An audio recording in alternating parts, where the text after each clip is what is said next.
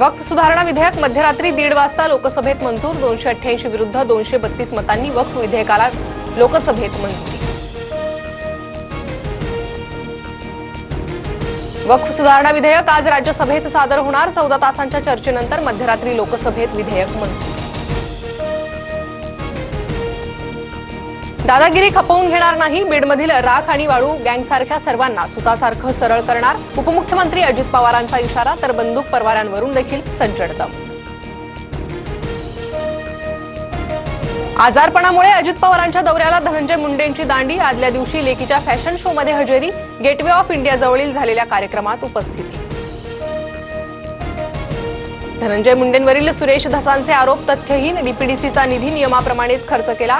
समितीच्या रिपोर्टचा दाखला देत अजित पवारांकडून स्पष्ट। मुंडे पालकमंत्री असताना काम न करता बिलं उचलल्याचा धसांचा आरोप।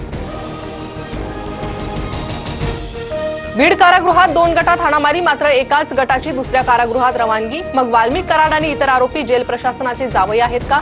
आमदार सुरेश धस संतापले। कैद्यांना व्हीआयपी ट्रीटमेंट मिळत असल्याचा आरोप।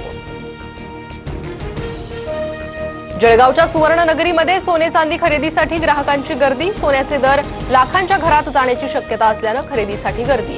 अमेरिकेच्या टेरिफ रेटच्या बैठकीनंतर सोन्याच्या दरात वाढ होण्याची शक्यता। पुण्यातील ससून रुग्णालयात 2 जणांना लाच घेताना अटक। एसीबीच्या पथकाकडून जयंत चौधरी आणि सुरेश बोलणेला अटक। फर्निचरचं बिल काढून देतो म्हणून 1,30,000ची लाच मागितली।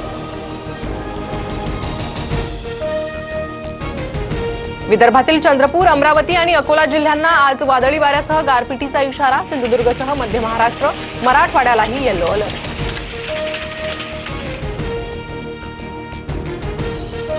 आयपीएलमध्ये सलग 2 विजयांनंतर बंगळुरूचा पराभव। गुजरातचा 8 विकेट्स राखून दणदणीत विजय।